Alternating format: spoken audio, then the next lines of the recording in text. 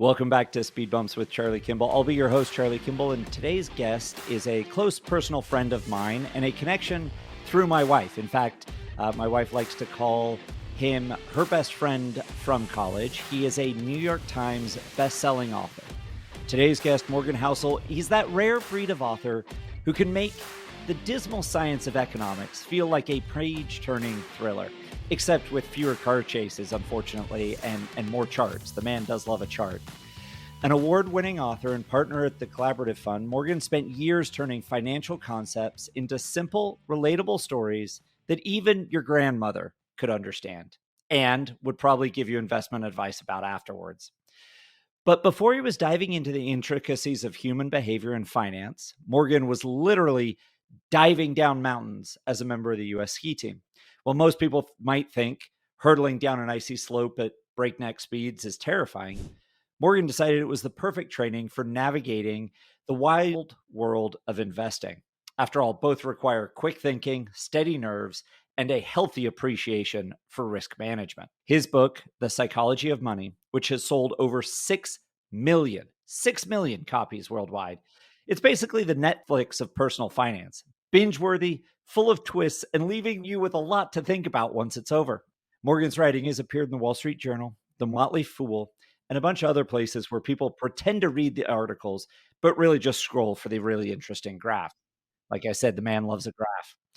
When he's not untangling the mysteries of human behavior and money, he's probably trying to explain to his kids why compound interest is way cooler than superheroes. Spoiler, they're not yet convinced. He lives somewhere between a spreadsheet and a good book, armed with a keyboard, an endless supply of analogies, perfect ones at that, and maybe a pair of ski goggles just in case. And whether you're a seasoned investor or someone who thinks diversification is just a fancy word for picking a variety of snacks, Morgan Housel's insights will make you rethink your relationship with money and maybe even laugh a little along the way. Morgan, thanks for joining us here on Speed Bumps. So good to see you, Charlie. That was a wonderful intro. I appreciate it. It's amazing what AI can help you with these days. I tell you, if between his input and my understanding of you and the fact that I've read your books and listened to your podcast, it's a little intimidating actually, because I don't write, at least not well. And my podcast is I would say in the juvenile stage compared to yours, but the best advice I've ever heard with a podcast was just hit record and see where it goes. Well, here's the thing, Charlie. As you mentioned, you and I have a long history going back well more than a decade. And the first time I met you, I drove a Toyota Corolla and you were an IndyCar driver. So there's been a little bit of intimidation maybe on both ends of this, let's say. A little bit of back and forth for sure. So my wife claims that she is the root of all happiness and joy in your life because she set you up on a blind date with your now wife. How'd that first date go? Oh, so that is not an exaggeration. That your wife was your wife planted the seed of what is my entire life now, and it starts back in college. And I'll tell you the early story of this, and I'll get to the terrible first date just in a second. But my first day of college at the University of Southern California, brand new student, I didn't know anybody, and on the first day of orientation, I wanted to be a business student. And we got to orientation. I was a little bit late. And when you got into this giant room, they had all of the majors set out by section of the room. Biology students over here, English students over here, business students over there. I go over to the business table and there were no seats left because I was a little bit late. But right next to the business table was the economics table. And this sounds ridiculous, but literally at the time I was like, I guess I'm an economics major. There's no seats at the business table. And so I sat at the economics table next to a girl named Kathleen. And Kathleen became my inseparable best friend. She and I just clicked instantly. And all throughout college, we never left each other's side. It was wonderful. We have the same sense of humor. It was phenomenal. Kathleen got tired of me complaining that I was single. So she said, hey, I have a friend that I work with named Gretchen. She's single too. I'm going to set you guys up on a blind date. That was our first date. Gretchen became my wife. Kathleen became your wife. But now we'll get to the terrible first date that Kathleen set us up on. Yeah. Well, but before you get there, hold on, Morgan. But you and Kathleen like bonded over Bastangos.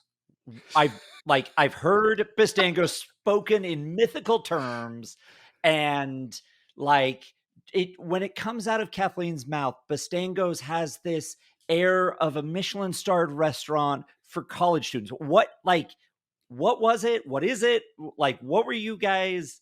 How did that bonding over food happen? Not a bad description. And you have to keep in mind, we were, I don't know, 19 or 20 years old at the time.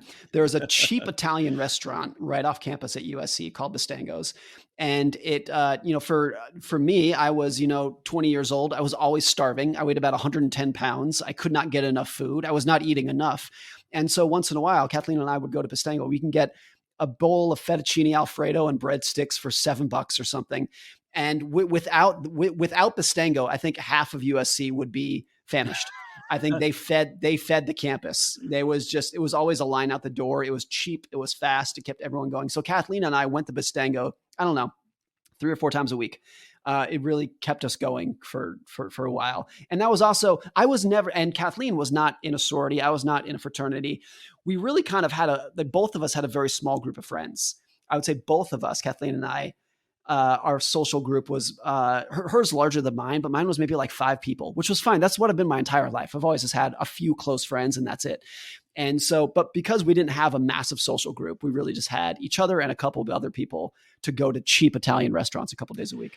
So when it comes to your first date with Gretchen, you don't go the reliable Bastangos route, correct? Okay. So now I want to hear the story about how it all went tragically wrong that first date. So the other part of this is that before the first date, before Gretchen and I had even met each other yet, Kathleen told me, and I think she may have told Gretchen too. She said, "Morgan, you are going to marry this girl. I just know it. I can just feel it. This is your future wife that you're about to meet tonight." And I was so nervous because of that, because I think I took her seriously. And it was like, don't screw this up. So in my 21-year-old mind, don't screw this up, meant take her to the most expensive, extravagant restaurant in Beverly Hills, which is called Spago. The chef was Wolfgang Puck, who was there that night. He literally came to our table that night to ask us how the food was. And keep in mind, we're 20 years old at this time. And so we went there, and the stakes were so high. It was not like a casual, get to know you. In my mind, and I think Gretchen's mind, it was like, you're meeting your future spouse tonight. Good luck, kind of thing. So anyways, the first day was terrible. I didn't enjoy it. She didn't enjoy it. Now, to put on a good face, the next day after that first date, I texted Gretchen and I said, hey, I had a blast last night. Can't wait to do it again. She wrote back and she said, "I'm sorry, I didn't." Send text. and so I was like, "Oh, okay, at least she's very direct. At least she's able to figure out." And then so that set off a month of us just kind of clearly not dating, going anywhere. But then after that, it kind of clicked after that, and we've been together ever since. And that was, I guess, 18 years ago now. So it started off terribly, but thankfully it all came around. Well, so I can credit Kathleen for multiple people's endless happiness. Myself, yours through Gretchen. But what a great story. And she'd always said, "Oh yeah, the first date was terrible. But I'm glad they got over that." Right. It's like, hit that speed bump first and move on from there. And it was really like, once the pressure of the first date was off, once we got over the like, "Hey, you're meeting your future spouse," which was terrifying. Once we were just like, "Hey, let's just hang out as friends for a little bit," then it was like, boom, it clicked from there, and it was no problem. Well, I think there's probably a lesson in there that you can maybe just learn and get to know each other first, instead of being like, "All right, let's just," like that whole Love Is Blind thing where you like, first time you see your person you're engaged to, that, I don't know. I don't get it. It's not my thing. But anyways, before USC though, what, like the intro, you were on the US ski team. Where did you first fall in love with the mountain and with skiing, and what did that look like for you growing up? Yeah. Well, first I was on a ski division called Far West, which would be like, let's call it 1 or 2 notches down from the official US ski team. But I grew up ski racing in Lake Tahoe. And one of the quirks about it is that, unlike most other sports, ski racing views school as getting in the way, views high school as getting in the way. And so I did, and all of my peers did, basically bypassed high school. We did an independent kind of homeschooled program that was a joke. There was nothing involved. It was basically when I was 16, they were like, hey, prove that you can write your name and tie your shoes and add single digit numbers, and good for you. Here's a diploma. Get out of here. So I more or less bypassed high school, as did all of my ski racing peers. And we skied 6 days a week, 10 months a year. We'd go to New Zealand in the winter, or their winter, our summer, to ski. So we were skiing 10 months a year, and it was awesome. I loved it. I loved it because it fit my personality perfectly, because it's such an independent sport. You are on a ski team, but very similar to what you did, Charlie. At the end of the day, it's just you. It's just you, even if you're on a quote unquote team. And so I think it taught us to grow up very quickly, because we were skiing all over the world when we were, 15, 16 years old. The coaches were usually off drunk at a bar somewhere. So we grew up very quickly, for better or worse. And I look back, I don't think we knew that at the time, but I think when you don't go to high school, so there's no real regimen in your life, there's no real schedule, and you're kind of on your own to make your own mistakes and learn from your own mistakes very young. Looking back, I think it was a very good experience to learn how to be an adult at an age when you would have otherwise been a child. And I think that happens a lot in competitive sports, in racing as well. Okay, my parents had a very different perspective. They said, look, bees don't race. They said, you have to go to school and get good grades. But I think my second semester of senior year, I missed 27 days of school out of like 90, because I was at a racetrack and I was testing.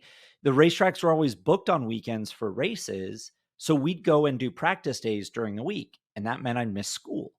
And like for me, my parents were always like, okay, go get your homework before you'd go miss 2 days of school, and do it in the hotel. But it still taught me a lot of, hey, I have to go up to this adult who's in a position of power and say, I'm going to be gone the next couple days. Can you give me the homework so that I can keep up with class? And I think you see it. The Olympics just finished this summer, right? You see it in summer and winter Olympics. These athletes, especially some of the ones that are so age dependent, you have to bypass high school, do independent study. You have to grow up and be a professional that's on live primetime network TV. You compete, your adrenaline's up, you come off that floor, off that mountain, off that sled, off that racetrack, and someone sticks a microphone in your face, and you've got to sound intelligent and report what happened and give some insights. It really forces a maturity earlier than it might in normal high school. Yeah, absolutely. I still think I haven't matured past that. I was going to say, there's many sides of me that is still a 15-year-old at heart. But I saw the study this morning, actually, that I'm paraphrasing all this. I don't have the study in front of me, but it was like one of the biggest indicators for how well your child's going to do in life is how independent they got to be when they were children and teens. And there's a thing right now that I love, and I'm speaking so far outside my domain. I'm not a therapist or a psychologist, called independence therapy for kids, where it's like, particularly for some subgroup of children who have a hard time kind of integrating into society, doing an independence therapy. So one that we've offered my son, he has yet to take us up on this, is we told him, he's 8, and we said, I will give you $100 and drop you off at Target, and you can go in and get anything you want, but you have to do it yourself. You have to check out yourself. You have to talk to the cash register. You have to hand her the money and figure out when you're going through the store. You have to keep track of what you've purchased to make sure it's less than $100, including tax. And if you do that, I'll give you a $100 bill. You can get anything you want. He has not taken us up on it yet. But that kind of thing, I think, is very good for kids at that age. To show, like, you don't need me. You can do this yourself. You are completely and utterly capable of doing this on your own. And I think the more you put that onto your children, the evidence is the better they're going to do as adults. It's so good for their self-esteem. It's so good that and I think the thing about independence therapy, the Target thing seems small and trivial. But in the child's mind, when they think, wow, I did that by myself, it opens up a million other things that they know that they can do by themselves now, in a way that just compounds on itself. And I look at my experience, right? Your experience traveling to New Zealand and skiing in the summer here, their winter, as a 14, 15, 16-year-old kid, you learned how to travel. And okay, they speak the same language, fortunately, well, mostly down there. So you got to learn how to travel and different foods and lingo and dialect. And for me, after high school, I moved on my own to go race cars in Europe, and I was figuring out how to buy a car and get a driver's license and figure out visas. And yes, I had oversight from my parents and my race teams and things like that. And I was sharing a house with my older sister at the time. But at the same time, it's like you figure all that stuff out. And now it's like, yeah, I could go anywhere in the world and figure out how to get from A to B. Like when we, as an Yeah. IndyCar series, went to race in Japan, we got an extra night in Tokyo before flying out. My dad was there with me, and I go, hey dad, I found this like kind of looks like a locals restaurant, and it's in this neighborhood, and I think I can't read any of the language, but I couldn't figure it out. And so we walked around, we walked in, and like no joke, we were the only non-Japanese person in that restaurant, and it was one of the best meals I've ever had and probably the cheapest. And we like they handed us a menu and we were like, I don't know, kind of hungry. And they just kept bringing us food and they were like, more. And we're like, no, we're good. And then handed us a bill. And it was amazing. And that confidence came from learning as a kid to be independent, be like, well, we'll figure it out. And like, worst case, we get in a cab and we give them the hotel name. We come back here and we order at the restaurant here. Like, we're not going to starve. But knowing that you can do that, and if it goes wrong, you can, figure your way out. A lot of that experience, like you had on the ski team, really builds that long-term confidence. Is the goal at that point to be an Olympian? What's in your mind at 15, 16 on the ski team? I think early on, when you're maybe 11, 12, of course, that's everyone's goal. It was actually pretty clear, though, by the time you even got to 14, 15, who was going to be a superstar and who wasn't. The 4 people who I grew up with skiing who became world-class Olympians, Julia Mancuso, Ted Ligety, Lindsey Vonn, who was named Lindsey Kildow back then, and Mark O'Sullivan.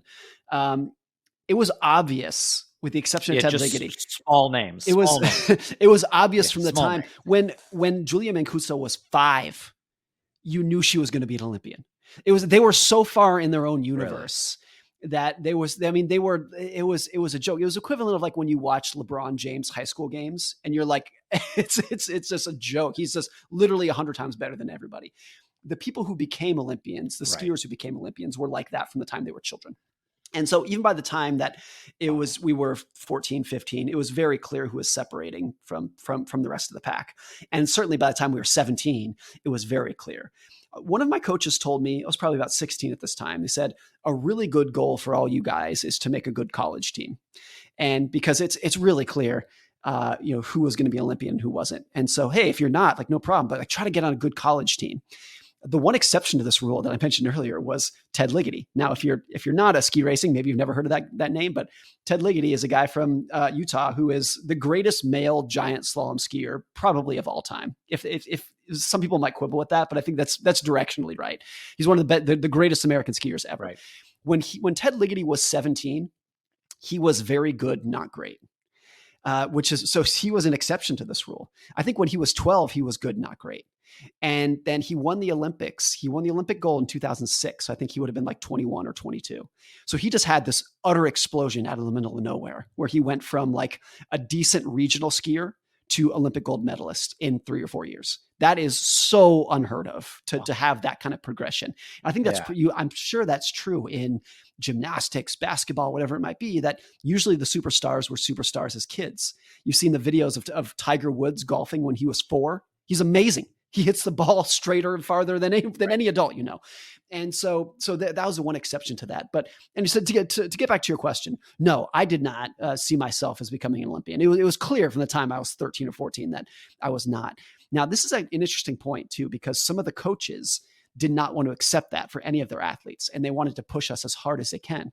And my mom, to her credit, this was so smart of her, would always say, like, would you stop pushing him? He's just having fun. Just leave him alone. I know he's not going to be an Olympian. He's just having fun skiing. Like, leave him alone. He's just having a good time.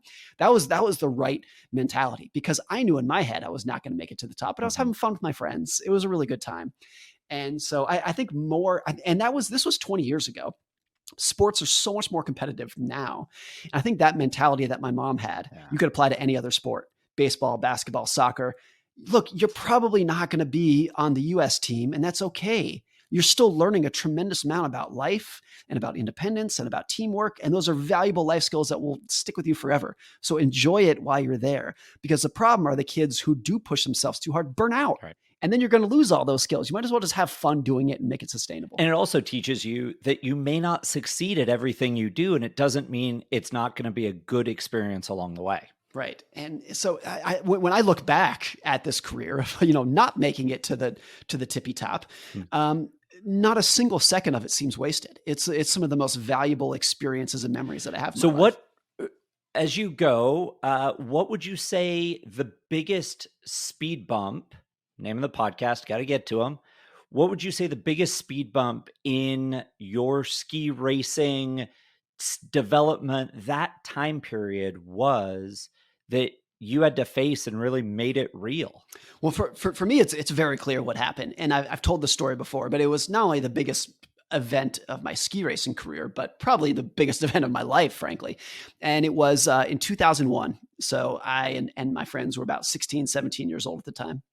And two of my inseparable best friends who I'd known for years, Brendan Allen and Brian Richmond, we were skiing one day in February of 2001 at Squaw Valley, which was our home mountain. And Squaw had just been blasted by two storms in the previous month. One was a very cold storm, and cold storms drop very light, fluffy snow. A week after that, it was a very warm storm. So it dropped several feet of like wet, heavy cement snow.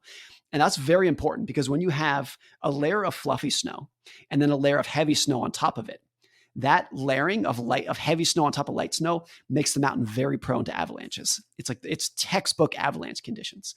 Now, we would often, because we were 17 and we were very good skiers and we were rebels and dumb at the time, we would very often ski out of bounds, where you duck under the ropes that say do not cross, and you get the good skiing.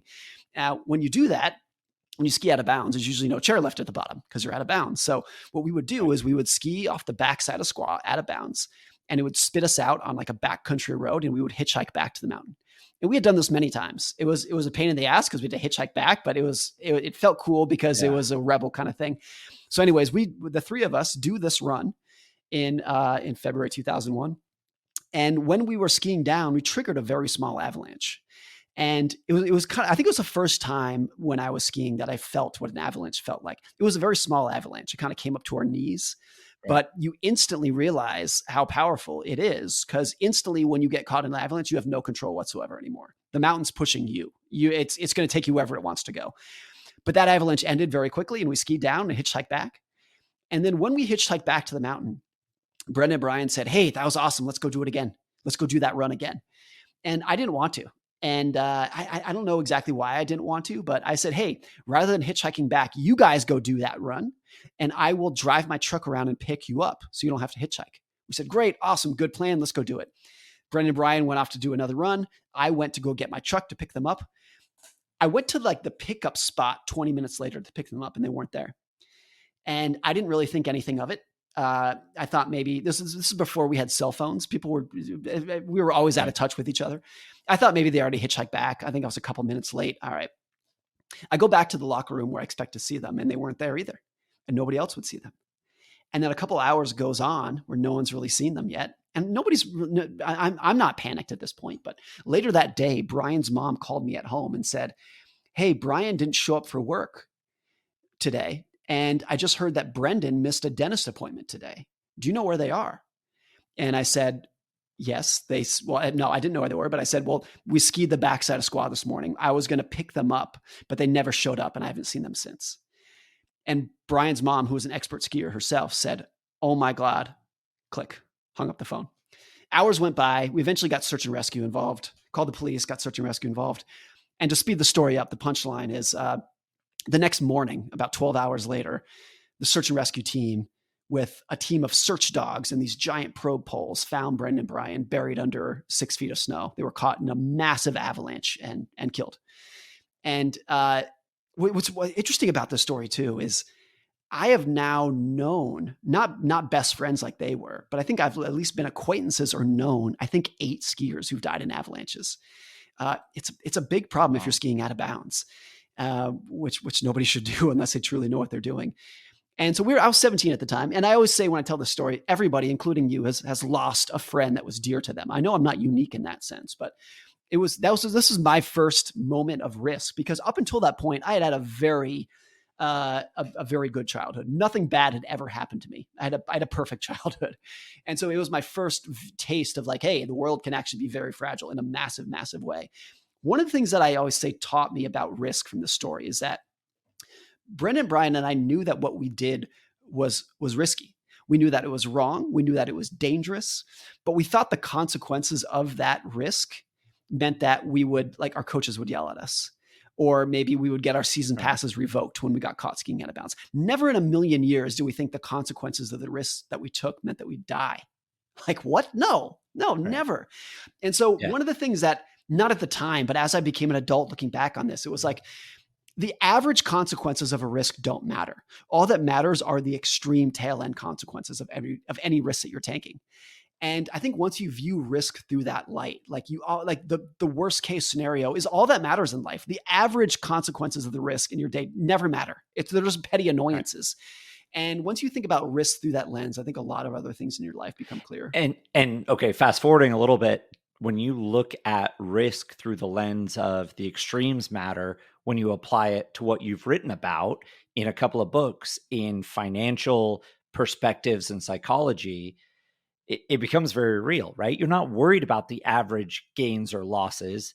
You're worried about the tail end. You lose everything and have nothing to retire with, right? That's really what you're You're talking about. 1,000% right.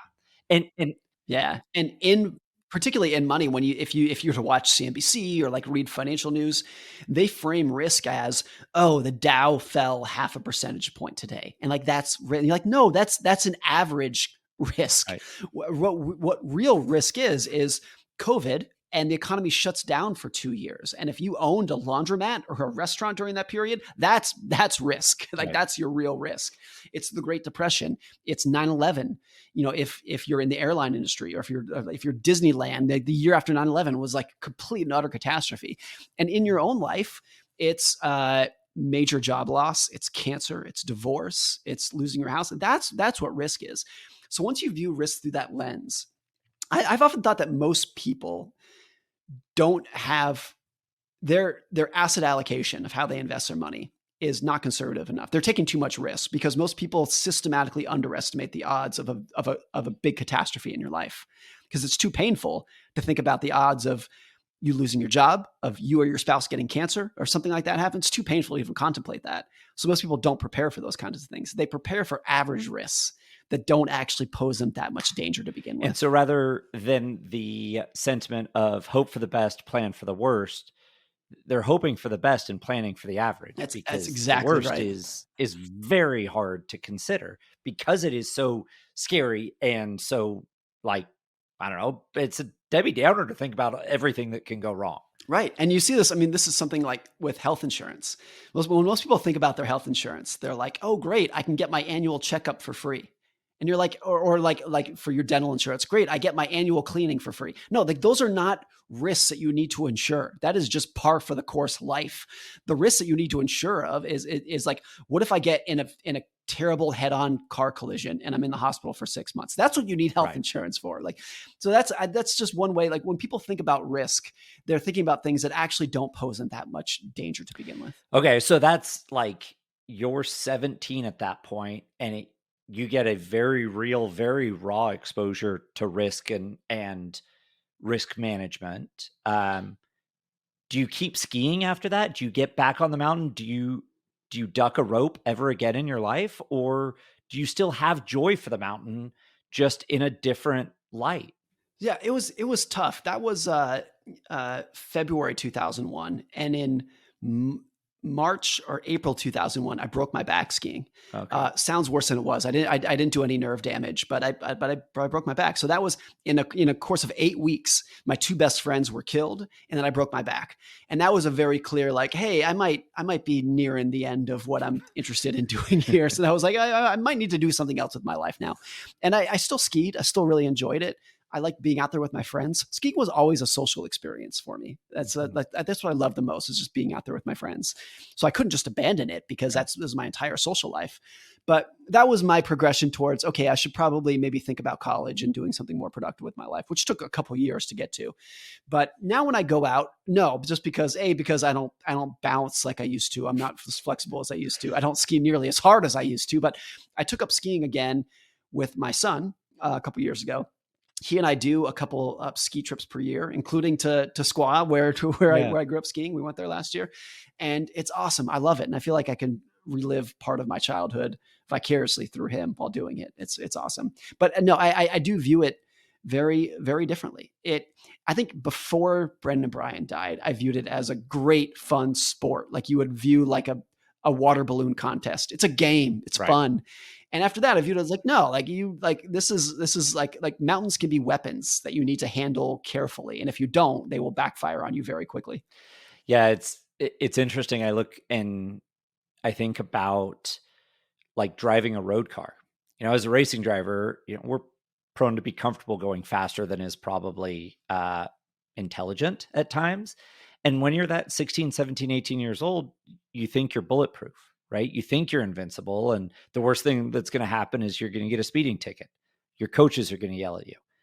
But then all of a sudden, like, I look back and I had a great teammate. A couple of years after we were teammates, he was killed in a road car crash because he was going too fast. And it's like, yeah, okay, so now everyone's like, oh, do you drive really fast? And it's like, yeah, I maybe drive faster than I should, but also I don't push it like I used to, not like I did 20 years ago. Yeah. And you had kids and you had a wife and you had, a mortgage and you had some of the other like realities of growing older. I won't say grow up because I'll never grow up, but growing older. And so you add those realities in, and all of a sudden it changes how you approach things. One of the things I think about these days, one little quick story here is, I think when we were growing up, the drugs that were in the world were both by and large alcohol and weed. And today, what is in the world, and were those dangers to us? Of course, particularly if you're 17 and you're drunk driving, of course that's a danger. But today, what's out there in the world is fentanyl. And I would venture to say that every single 18-year-old in America knows someone, at least first or second hand, who has died from fentanyl overdose. I know several. And so now the risk just grew 1,000-fold. When you and I were growing up, it was like if you're 16-year-old and you drink a couple beers, like by and large, like you're probably gonna be okay. Now you're at a party, someone hands you a pill, and you're dead an hour later. Yeah. Like the risk just exploded exponentially for being a teenager relative to what it was 20 years ago. Yeah, and as a parent, that's terrifying. As a parent, it's like, okay, that's absolutely. I mean, it's a whole thing. But you are a New York Times best-selling author, and I did hear a story once before a biology test that you were sleeping on the couch at Kathleen's place, and she said every 5 seconds, maybe every 5 or 10 minutes, you'd turn the light on because you couldn't sleep because you were worried you were going to forget something. You were so anxious about this biology test that you kept waking her up to review the material. It's true. Is that anxiety something? True story. Okay, good. I'm glad she wasn't lying to me. Is that anxiety something that you've had to overcome to first write the book and be confident in writing articles for the Motley Fool, for the Wall Street Journal, like big boy newspapers, and then a book, and then publishing and promoting said book through speaking events and things like that? How'd you overcome that? I think what was really true is that because I effectively didn't go to high school, particularly in those early 20 years when I finally made my way to college, I had such a tremendous chip on my shoulder that I felt like, and it was not a feeling, I think it was statistically true that I was dumber than everybody was there. And I needed to work so much harder. And a lot of the basic study skills and basic knowledge that other people got in high school, I didn't. And because of that, I always felt I was just terrified that I was going to fall behind. And I've really felt like I was given such an incredible gift by getting to go to USC that I felt like if I screwed it up and missed and dropped that opportunity because I failed a test or got kicked out of school for bad grades, I was it was so scary to me that I was going to lose this. So I think now look, every college student I think has test anxiety. I think mine was enhanced by this chip on my shoulder from given the academic background that I had or didn't have. And so, yeah, that was a lot of it. I do think when I look back, I think a lot of people would say something similar about their own life. When I look back at the last 20 years, if there was any advice I could give to myself 20 years ago, it would be like, hey, don't stress so much. Like things are going to be okay. Things aren't going to be perfect. They're not going to be easy, but things are going to be okay. It's all going to work out. It's going to be okay. But then I'm like, no, I think the reason things worked out is because I was worried. It was because I was always on red alert. What are the threats? What do I need to figure out? What am I not doing good enough at? What do I need to get better at? That level of stress is good. And a lot of people who don't do that well in life, it's because they were too calm. They were too relaxed. And they were just like their calm relaxation turned into obliviousness and giant threats and opportunities just just whizzed right past them. And so part of me, when I hear stories like that, when Kathleen always tells me about this biology test I still have nightmares about, part of me is like, man, what was I thinking? And part of me is like, no, I'm actually glad that I was not resting on my laurels during a time in my life where I was truly had one foot in this new academic world and one foot in the fantasy land that I grew up in of like, yeah, you don't need to go to school, just go skiing 6 days a week. That's fun. And so it was stressful, but I'm kind of glad that it happened. I had this thought while you were talking about the chip on your shoulder and the opportunity to go to USC, and you didn't want to squander it, right? You didn't want to waste it. You wanted to take advantage of that. Do you think there's any part of your brain at that moment when you're at USC that thought, I for some reason made the choice not to ski off the backside a squaw with my friends that day. I'm still alive. I better not waste this chance to be successful. Like I kind of dodged a bullet there. I think those thoughts came to me later when I was a slightly more mature adult. I think in the immediate years after Brandon Bryan died, I don't think I had the maturity or the intellectual capability to really contextualize what happened and what it meant in my life. So it wasn't until maybe 10 or 15 years later that I could really think about it. The other thing is their death, I think, it's true that time heals all wounds. Everyone can relate to that when you've lost someone, but in a weird way, their death was almost the opposite because the older I get, the more I realize that they were children in a way that I didn't appreciate at the time. And I look back and now as I get older, I have a greater appreciation for the life that they lost and the life that they didn't get to live that I could not understand or fathom when I was 17 too.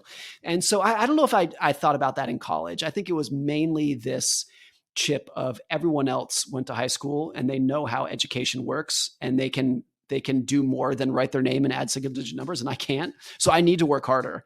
And I was also just so terrified of being embarrassed if I was in a study group and I didn't understand something so elementary that everyone else did. That always really freaked me out.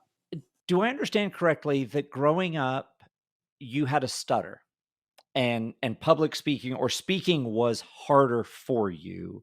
Maybe because you didn't have that high school experience to develop those skills. And now you fly all over the world speaking about your book, speaking about the psychology of money and investing and these different short stories of different people and how to approach money and risk and financial perspectives. Was that a big speed bump to overcome? Is that something you continue to face and work to overcome? What is, I've always been pretty good at speaking. Growing up, I was in 4-H and we used to, at 12, 13 years old, used to have to get up and give updates to our peers. And so I have always felt pretty comfortable with that and never dealt with something like that. So how does that affect you, or did that affect you? And how does it continue to affect you? Yeah. So I absolutely grew up with a fairly severe stutter that I still have, that most people don't know because I've learned how to overcome it. And I'll get to that in just a moment, how I do that. But it was true. When I was a child, up until I was a teenager, I had a very difficult time speaking, not just public speaking, but to anybody, and basic speaking. Stuttering is more common than people think, but most people don't know about it because most stutterers don't talk that much.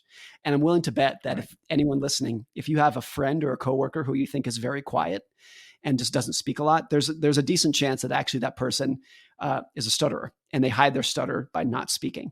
And when I look back, it's actually pretty sad to remember when I was a child and I was in a friend group or in school, and I had something creative to say or funny to say or insightful to say.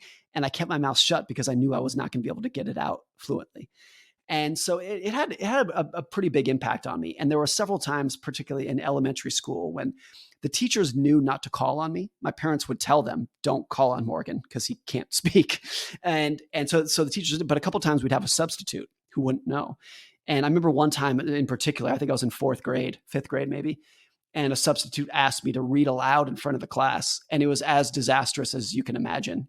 And it was one of the most traumatizing experiences of my childhood. The entire classroom burst into laughter.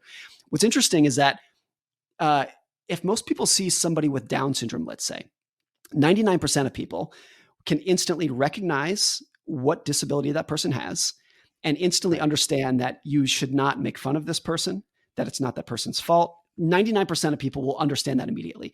Stuttering is Right. so hidden that even very good, empathetic, nice people, if they hear somebody stutter, will make fun of them and laugh at them. And Yeah. and because they're so unfamiliar with it, people are comfortable discriminating against disabilities that they're unfamiliar with, and stuttering really Right. falls into that group.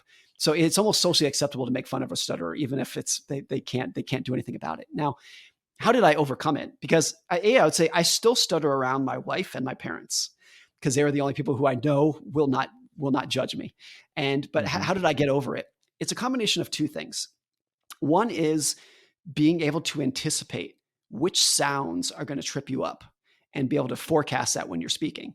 So when I'm speaking to you right now, or when you speak to me, both of us have in our head, we can kind of see two or three words ahead of what we're about to Right. say.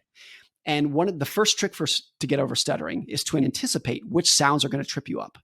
And then the second skill is to come up with a different word, swap out a different word that's not going to trip you up. And I would say it was probably by the time I was about 14 or 15 that I could anticipate which sounds were going to trip me up. And it honestly wasn't until I was probably 30 that I had the vocabulary that would allow me to very quickly, in real time, swap out a problem word for a word that was going to be easier for me to say. And to this day, one of the things that I cannot do is read from a transcript. Because when I read from a transcript, I can't swap out words on the fly like I need to be able to do to get around the words that are going to trip me up. And so it's still very much with me. There are a lot of famous people who stutter. Tom Brokaw from NBC News was a big stutterer. Who else? There's several famous actors who do this. Like it's a bigger problem than people Well, think. our current president has overcome a stutter, if I Thank remember you. correctly. Yes. Yeah, and Yes. and and I met him like it was a big group. I was on Capitol Hill advocating within a big diabetes group. He was vice president at the time. We had a bunch of kids with type 1 diabetes with us, and he came through. And in that moment, it was really interesting. You talk about forecasting, and so much of now broadcasting, when I'm on camera talking or even off camera just calling what's happening in a race, I end up having to think two or three thoughts ahead and almost let my subconscious drive what I'm actually speaking, which sometimes gets me in trouble. But you end up forecasting a little further ahead, and it's incredibly cool to me to hear you say that. Be like, oh, I know these tones, these sounds are what trip me up. So I'm just gonna move them out of the. I'm gonna swap something where I don't. So you don't use words that create that stuff. That's. I mean, Yeah, and there's some things that you can't swap out. One of the things that I've is so interesting to me. I used to have a coworker This is my stuttering in real time. I cannot say his name. His name is spelled Ilan. You can probably figure out what it is. I can't say it for the life of me. I can't do it. And so there's some people who are like, I can't come up with a new word for his name. And so I would always have to just like find a way to skirt around saying his name. And people would be like, oh, who are you having lunch with? And I'd be like, oh, that guy who I sit next to. Like, I can't say his name. So there's some things that it still does trip me up. But for the most part, and I've read that this is really the only way that stutterers get over it is by forecasting and swapping out a different word that's going to be easier for you to say. Wow. And the other thing is that there's not a set list of words that are going to be hard to say. There are some, like that guy's name, that the combination, the IL combination at the beginning of his name is just almost impossible for me to say. But it's not even words that trip you up. It's specific sounds. And so you need to be able to anticipate which sounds in the words that you're about to say are going to be problematic for you. That's really, like, I'm sitting here going, okay, what word starts with IL? Like the Iliad, right? Would be, I could, not. Yeah, that would be tough for me to say. And I don't know that would come up in everyday conversations as such. I mean, it probably would for you because of all of the research you do for your books and things like that. One other really, I'll add one little bit to this. Yeah. Most stutterers have a very hard time saying their own name, which is a very unfortunate thing that comes with stuttering. Now, and that's true for me too. Right. So when people meet you, if I said, "What's your name?" you would say Charlie. If someone to me says, "What's your name?" I can't just say my name. So I have to add in another word before it. So whenever someone asks my name, I say, "It's Morgan." I have to throw in a little word before it to kind of get the momentum up to be able to say that it. Sound tonation. And so there's all these little quirks to get it going. It's very difficult for me to just say my name on its own as a standalone word. I have to say something to get a little running start to be able to say it. Okay. So on Speed Bumps, I try and ask the same 3 questions. But before we get to that, I want to talk just a little bit about what it took to publish your first book. Because I understand you were, yes, an author within financial publications. We talked about The Motley Fool and the Wall Street Journal. And you and I have had this conversation offline about what it took to publish.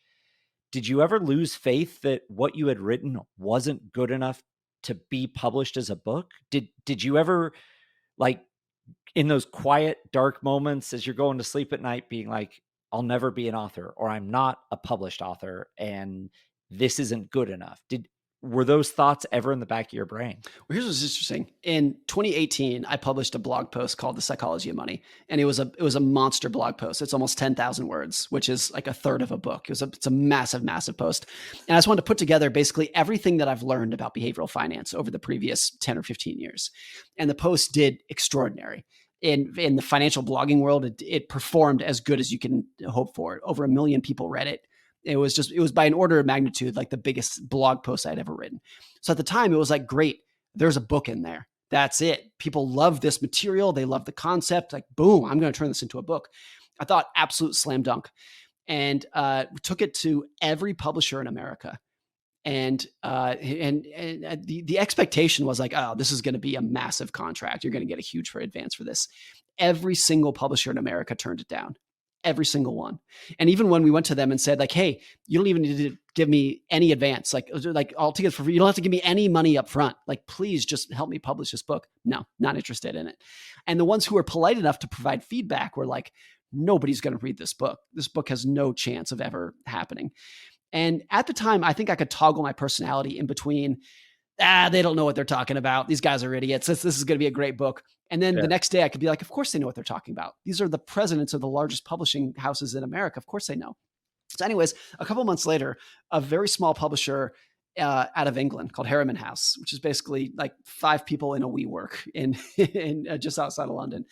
I got in contact with them and they're like, hey, we love this idea. I think it's a great idea. We're happy to publish Psychology of Money. We're not going to give you any money up front, but you can earn back in royalties if it sells. And I was like, great. Out of desperation, I didn't have any other choice. It was like, great. Like, that's all I got on my plate. Like, that's the only offer. Let's do it. And so I think because of the background of that, of every publisher in America saying nobody's ever going to read this book. Yeah, it was tough to write it. I still felt pretty confident about it. But anyways, Harriman published it in 2020, and 4 years in, it's now one of the best-selling finance books of all time.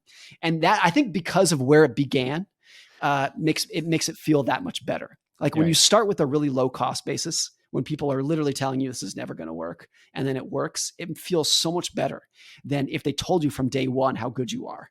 And so it was very difficult at the time, but looking back, I'm glad it happened. It gives me so much more perspective for what it became. Well, I loved it. I loved reading The Psychology of Money, and same as ever, like the way you take complex financial models and ideologies and bring it back to like digestible chunks with a story and anecdotes. It's like you walk away with perspectives that, you know, I know you were a valet at the Balboa Beach Club. Did I get that right? That's right. And you, so you got to drive a bunch of really nice cars. And this will lead into one of my three questions here shortly. But your perspective on what people think of you if you're driving a supercar, right? Versus what you think of you if you're driving a supercar is incredible. Like the perspective shift, it's almost head over heels what it should be.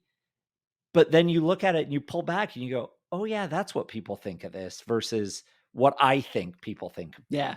me. So read the book so you get that story because it's very Thank interesting. you. I appreciate it. So in my life, I've gotten to meet some incredible people, yourself, other athletes, celebrities, things like that. What is the coolest or most meaningful personal interaction you've had with somebody and why? I'll tell you, this probably won't mean much to other people, but it was so meaningful to me.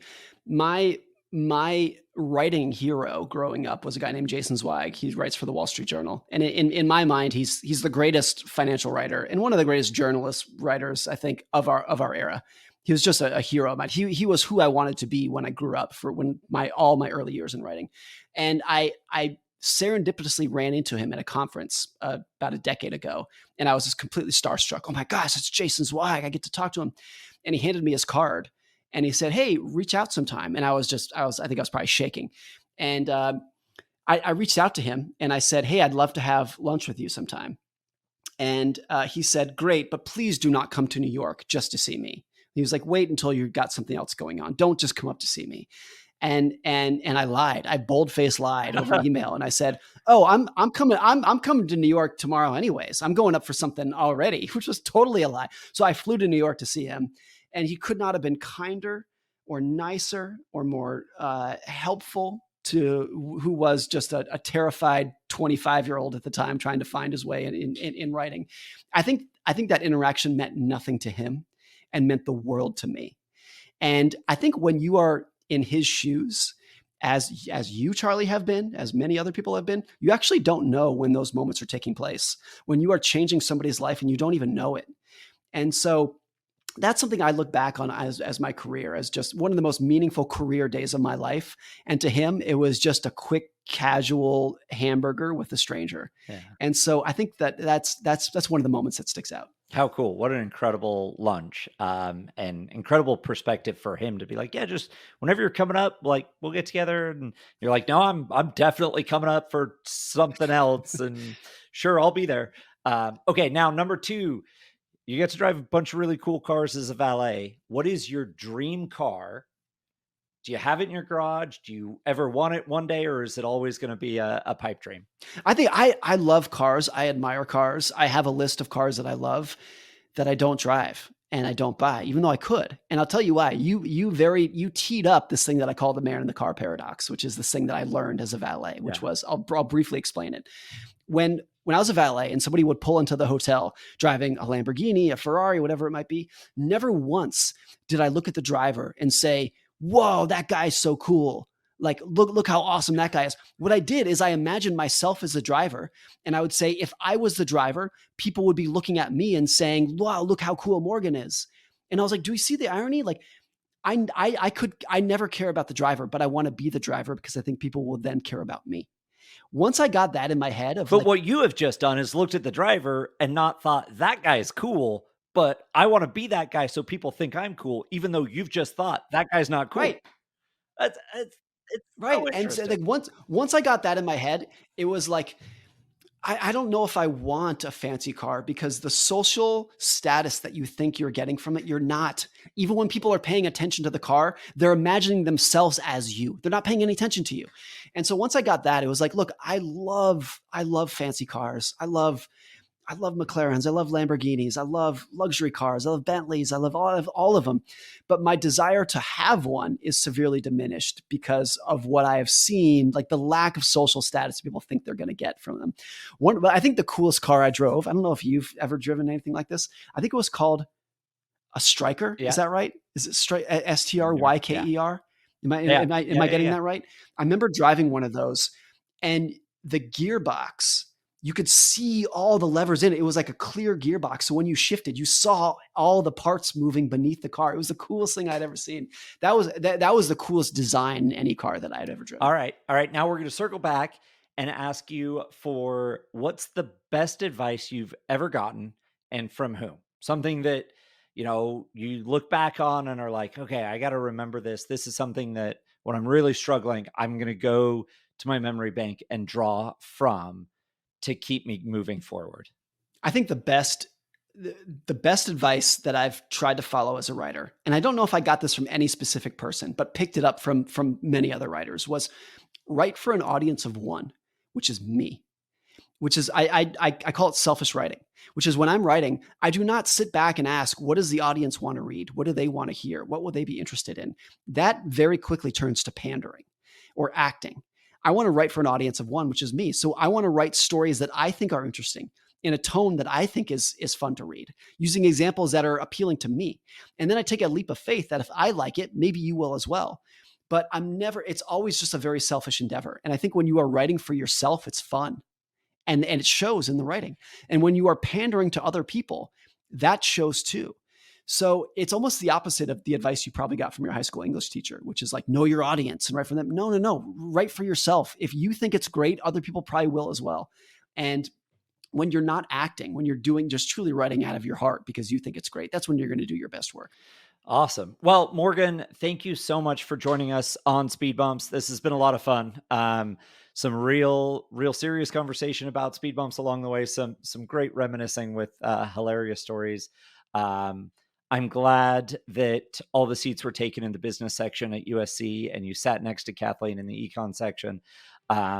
We feel so lucky to have you in our lives and be able to do things like this and also be able to enjoy your books because they are great. I will make sure to link them in the show notes so people can find them and either order the audiobooks or the paper hardback copies as well. So thank you very much for joining us on Speed Bumps, Morgan, and we'll talk to you soon. Thanks, Charlie.